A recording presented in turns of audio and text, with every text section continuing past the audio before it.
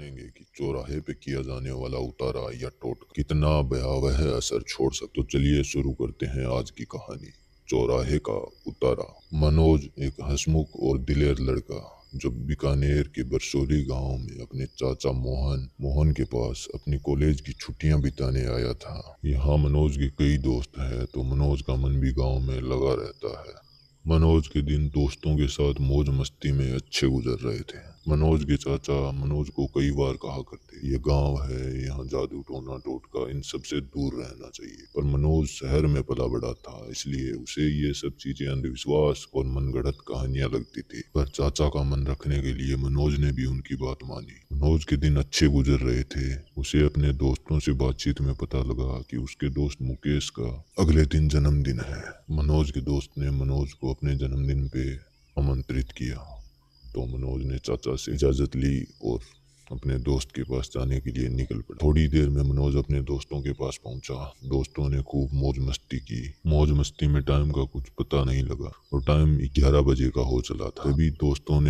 तभी कुछ दोस्तों ने मजाक मजाक में कहा, आज गांव का चक्कर लगा। तो गांव के पीछे जो चौराहा है जिसे भूतिया कहा जाता है, वहां भी चक्कर लगा के आएंगे। कुछ दोस्तों ने मना किया पर बाकियों के कहने पे उन्हें भी मानना पड़ा और वो सब निकल पड़े गांव का चक्कर लगाने। चलते चलते 12 बजे के आसपास वह चौराहे पे पहुंचे। वहां उन्होंने देखा चौराहे के बीचों बीच एक मटकी रखी हुई है। चारों तरफ मिठाइयां बिखरी हुई मटकी के ऊपर लाल कपड़ा बंधा हुआ है। यह देख के मनोज के सारे दोस्त डर गए और वापस जाने को कहने लगे। पर मनोज इन सब चीजों में यकीन नहीं करता था, तो वो हंसते हुए कहने लगा, ये सब अंधविश्वास है और कुछ नहीं। और ये कहते हुए वो मटकी की ओर आगे बढ़ने लगा। जैसे ही मटकी के पास पहुंचा, उसे इत्र की खुशबू आने लगी। मनोज ने पूरी उत्सुकता के साथ मटकी से कपड़ा हटाया। कपड़ा हटाते ही हड्डियों और मांस की बदबू आने लगी तो मटकी को मनोज ने जोर से दूर फेंका। मटकी गिरते ही चकनाचूर हो गई। हंसते हुए दोस्तों को बोला, देखो कुछ नहीं है। और हंसी मजाक में टाइम बीत गया। सभी दोस्त वापिस अपने घरों की ओर चलने लगे।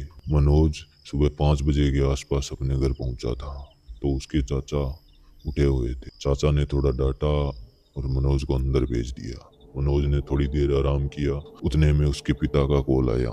मनोज के पिता ने उसे वापस शहर बुलाया तो मनोज ने अपने चाचा और दोस्तों से विदाई ली और अपने घर की ओर निकल गया। शाम तक मनोज ने घर पहुंचा, माता पिता से बातचीत की और शाम का खाना खाया। और सफर की थकान के कारण मनोज आज जल्द ही सो गए। रात के 11 बजे मनोज को ऐसा महसूस होता है कि उसके पैरों का मांस कोई नोच रहा है। मनोज उठने की कोशिश करता है पर वो उठ नहीं पाता और नींद में ही चिल्लाने लगता है। शोर शराबा सुन के उसके माता पिता आते हैं और मनोज को जगाते हैं।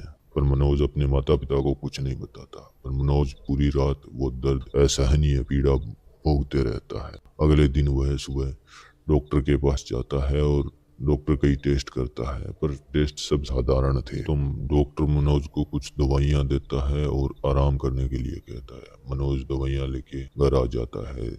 दिन में दवाइयां लेता है, उसे थोड़ा आराम मिलता है। पर जैसे जैसे शाम का समय होता है मनोज के पैरों में दर्द और भी बढ़ने लगता है। मनोज डॉक्टर के पास से लाई हुई दवाइयां लेता है पर अब उनका कोई असर नहीं हो रहा। यह दर्द लगातार रात के 12 बजे तक होता है। 12 बजते ही दर्द अपने आप गायब हो जाता है और मनोज को भी कुछ अच्छा लगता है। और 2 दिन की थकान के कारण मनोज सो जाता है। और जैसे ही वो सोता है उसे ऐसा महसूस होता है जैसे उसके शरीर से मांस कोई पूरा नोच रहा है। मनोज बहुत दर्द, असहनीय पीड़ा भुगत रहा था और वो नींद में ही चिल्लाने लगता है। शोर सुन के उसके माता पिता आते हैं। इस बार भी मनोज माता पिता को कुछ नहीं बताता। वो पूरी रात पीड़ा सहते रहता है और ये लगातार मनोज के साथ अगले कई दिनों तक होता है। उसे कभी दिन में परछाइयां दिखती, हड्डियों में दर्द होता। मनोज की हालत पागल की तरह हो चुकी। माता पिता ने जब मनोज की ऐसी स्थिति देखी तो उनसे भी रहा नहीं गया। उन्होंने भी पूछा और मनोज को डॉक्टर के पास ले जाने के लिए बातचीत की। मनोज कभी हंसने लगता, कभी रोने लगता। इन सब से उसके पिता बहुत परेशान हो चुके थे। उन्होंने मनोज के चाचा और अपने भाई को कॉल किया और उन्हें पूरी बात बताई।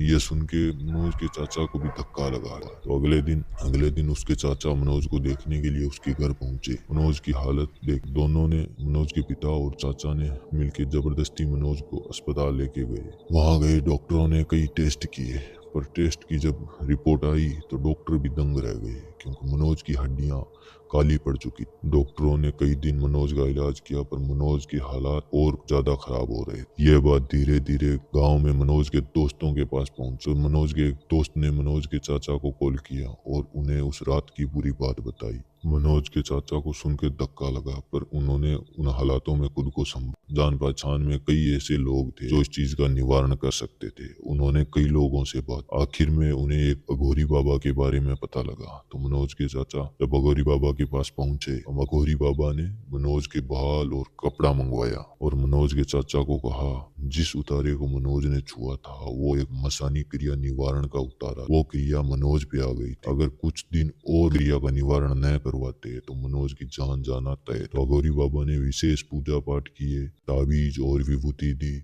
और इससे मनोज के हालात धीरे धीरे सुधरने लगे। मनोज को पूरी तरह सही होने में अगले 6 माह का समय लगा।